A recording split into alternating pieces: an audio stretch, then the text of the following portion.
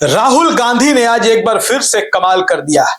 लोकसभा में जब राहुल गांधी आज बोलने के लिए खड़े हुए तो पूरा सदन उनको सुनता रह गया। राहुल गांधी ने चुन चुन कर सब पर प्रहार किए। कोई भी ऐसा मुद्दा नहीं रहा, कोई भी ऐसा विषय नहीं रहा जिसे राहुल गांधी ने आज छुआ नहीं।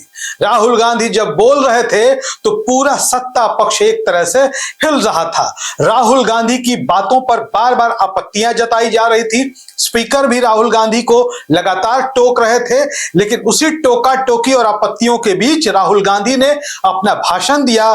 देश के छात्रों के मुद्दे पर, पेपर लीक के मुद्दे पर, छात्रों की गोलीबारी के मुद्दे पर सब कुछ बोला और एक तरीके से कईयों की पोल खोलकर रख दी। राहुल गांधी के निशाने पर देश की सरकार भी रही, गृह मंत्री अमित शाह भी रहे, आरएसएस भी रहा और भारतीय जनता पार्टी की कार्यप्रणाली भी रही। राहुल गांधी निरंतर बोलते रहे और उस बीच में जिन शब्दों पर आपत्तियां जताई गई और क्यों जताई गई, पूरी बात आपको विस्तार से बताएंगे।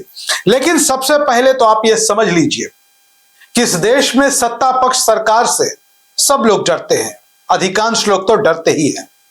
कई लोग ऐसे होते हैं कि जिनकी सियासी पहचान, जिनका राजनीतिक वजूद सरकार के विरोध पर, भारतीय जनता पार्टी के सरकार की नीतियों और आरएसएस की विचारधारा के खिलाफ होता है, लेकिन जब सत्ता आंख दिखाती है तो पलट के वो सत्ता के साथ चले जाते हैं। ऐसे कई लोग हैं और इसके प्रमाण भी मौजूद हैं। लेकिन हम आज बात करेंगे राहुल गांधी की। राहुल गांधी को कोई डरा नहीं सकता। संसद में राहुल गांधी का जो भाषण हुआ उसने यह साबित कर दिया कि राहुल गांधी भारत के एक बेखौफ नेता है। उन्होंने सीधे सीधे गृह मंत्री अमित शाह पर पलटवार कर दिया। अमित शाह पर हमला बोला राहुल गांधी ने और कहा कि छात्रों पर गोली गृह मंत्री के आदेश पर चलाई गई। राहुल गांधी ने अमित शाह पर निशाना साधते हुए कहा कि इस देश के गृह मंत्री ने हमारे छात्रों पर, भारत के छात्रों पर गोलियां चलाने का आदेश दिया।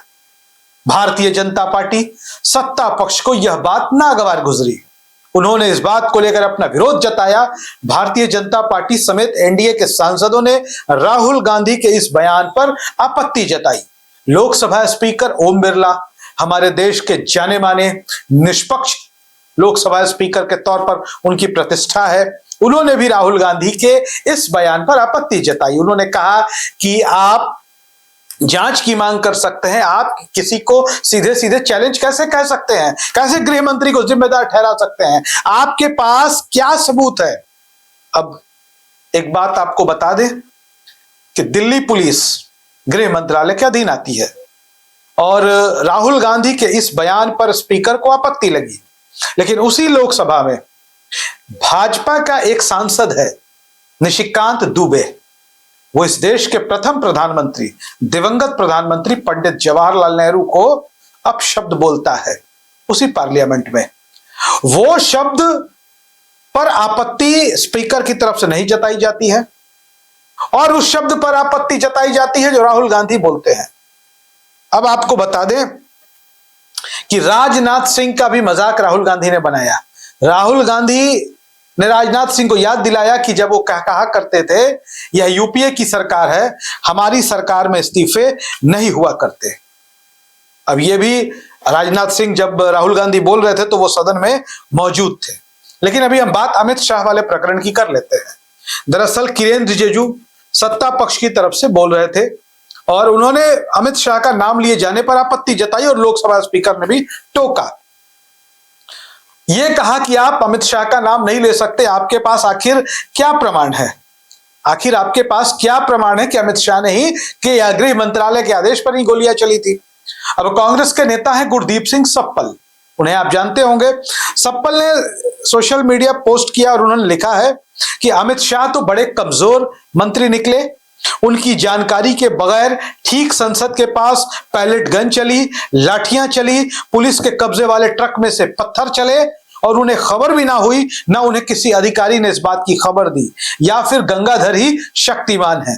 गुरदीप सिंह सप्पल ने कहा कि राहुल गांधी जी ने ठीक कहा है। उन्होंने राहुल गांधी की बातों का समर्थन किया और कहा कि जिसके बगैर प्रशासन में पत्ता भी नहीं खड़कता है ऐसा बीजेपी वाले ही कहते हैं तो छात्रों पर जुल्म का भी वही जिम्मेदार है। गृह मंत्री अत्याचारी है या फिर निकम्मा है? बड़े कड़े शब्दों का प्रयोग सप्पल ने किया है। उन्होंने कहा कि गृह मंत्री अत्याचारी है या फिर निकम्मा है। बीजेपी वाले तय कर लें, फिर हम बात करेंगे कि उसका क्या करना है। अब यह भी एक बड़ा सवाल पैदा हो गया। गृह मंत्री अमित शाह को एक सख्त प्रशासक माना जाता है। कम से कम देश की मीडिया और भारतीय जनता पार्टी के समर्थक, आरएसएस के कैडर माहौल तो यही बनाते हैं कि अमित शाह एक सख्त प्रशासक है और गृह मंत्री के तौर पर उन्होंने कई बड़े फैसले किए हैं। तो ऐसे में कांग्रेस नेता गुरदीप सिंह सप्पल के आरोपों पर भी बात करना जरूरी हो जाता है। वो कह रहे हैं कि अमित शाह तो बड़े कमजोर निकले। यह सच्चाई है कि उनकी जानकारी के बगैर ठीक संसद के पास पैलेट गन चली, लाठियां चली, पुलिस के कब्जे वाले ट्रक में से पत्थर चले और गृह मंत्री को इस बात की खबर नहीं होती। यह अपने आप में सोचने वाली बात है। और यह बात तब और बड़ी हो जाती है जब लोकसभा में विपक्ष का नेता इस बात को कह रहा है और इस पर आपत्ति जताई जा रही है।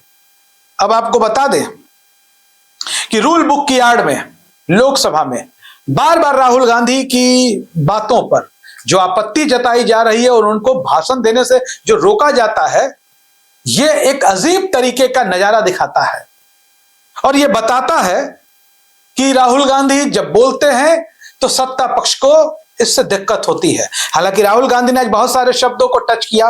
उन्होंने अंधभक्त शब्द का इस्तेमाल किया और यह भी कहा कि अंधभक्त मूर्ख को भगवान मानते हैं।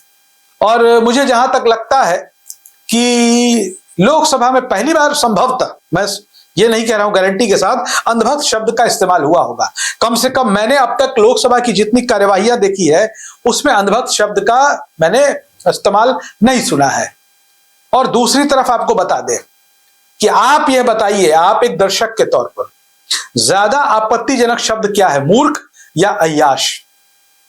राहुल गांधी मूर्ख शब्द का इस्तेमाल करते हैं, दिक्कत हो जाती है। लेकिन उसी लोकसभा में बीजेपी का एक सांसद, हालांकि नाम भी उसका क्या लिया जाए, पर उसका नाम निशिकांत दुबे है। सोशल मीडिया पर उसके भी कई किस्से, कहानियां, मनोहर कहानियां चलते ही रहते हैं।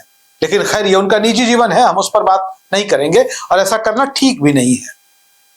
अय्याश शब्द का प्रयोग खुलेआम होता है और स्पीकर को कोई फर्क नहीं पड़ता और राहुल गांधी मूर्ख शब्द का इस्तेमाल कर देते हैं तो टोका टोकी शुरू हो जाती है। पर अब इस बात को समझना होगा कि राहुल गांधी के आज के भाषण में जो उन्होंने लोकसभा में दिया, देश का बुद्धिजीवी वर्ग इसकी सराहना कर रहा है और देश का ये जो गोदी मीडिया है, चरण चुंबक चापलूस मीडिया, जिसको आजकल बड़ा बुरा लग रहा है ये सब कहने पर, वो राहुल गांधी के भाषणों की बुराई कर रहा है। और वो काम आज से नहीं कर रहा है, उसको ये काम 13 साल से मिला हुआ है। उनका यही काम है, उठते बैठते सोते गाते राहुल गांधी की बुराई करना, कांग्रेस की बुराई करना, सत्ता पक्ष पीएम मोदी की प्रशंसा में कसीदे पढ़ना, बस यही उनका काम है। तो हमेशा की तरह वो आज भी राहुल गांधी के भाषण पर तरह तरह की आपत्तियां जताएंगे, तरह तरह से राहुल गांधी को घेरने का प्रयास करेंगे। लेकिन सच्चाई यही है, हकीकत यही है कि राहुल गांधी ने आज जो भाषण दिया है, पूरे देश में उसकी चर्चा हो रही है। देश का बुद्धिजीवी वर्ग इस भाषण को सराह रहा है और अगर किसी को आपत्ति है तो वो शालीन शब्दों में हमारे कमेंट बॉक्स में व्यक्त भी कर सकता है। धन्यवाद।